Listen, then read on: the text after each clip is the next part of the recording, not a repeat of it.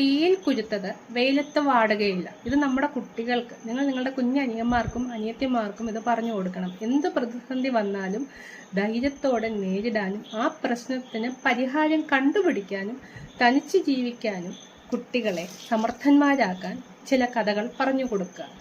കാരണം തൊട്ടാവാടികളാകരുത് ഈ കാലഘട്ടത്തിലെ ഒരു കുട്ടികളും. അതിന് നമുക്ക് വേണ്ടുന്ന എല്ലാ സഹായങ്ങളും സപ്പോർട്ടുകൾക്കും കുട്ടികൾക്ക് പറഞ്ഞു കൊടുക്കുക. ഒരു ചിത്രരചനയിൽ മുഖവ് കാണിക്കാൻ കുട്ടിക്ക് കഴിഞ്ഞില്ല എന്നുണ്ടെങ്കിൽ നിരാശനാകാതെ അതിലെന്ത് കാരണമാണ് വീണ്ടും വീണ്ടും അത് കണ്ടുപിടിച്ച് ക്രിയാത്മകമായിട്ട് അതിലേറ്റവും മികച്ചതാവാൻ പല തവണ കൊണ്ട് കുട്ടിയെ സഹായിക്കുക.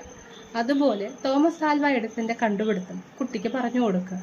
പല തവണ പരാജയപ്പെട്ട ശേഷമാണ് അദ്ദേഹം ബൾബ് കണ്ടുപിടിച്ചത്.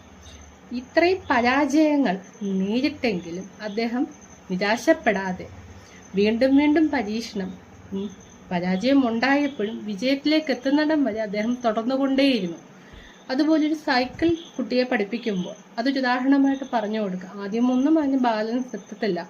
ആ ബാലൻസിലെത്തുന്നത് വരെ കുറച്ച് ശ്രമം വേണ്ടി വരും. ഇതെല്ലാം തന്നെ കുട്ടികൾക്ക് ആത്മവിശ്വാസം വളർത്താനും പ്രതിസന്ധികൾ, പരാജയം, തടസ്സങ്ങൾ വരുമ്പോൾ അതിൽ കൂടെ ഒരു സാധ്യത കണ്ടുപിടിക്കാനും പ്രതീക്ഷ വരുത്താനും കൂടെ നമ്മുടെ കുഞ്ഞുങ്ങളെ പറഞ്ഞ് മനസ്സിലാക്കി കൊടുക്കുക.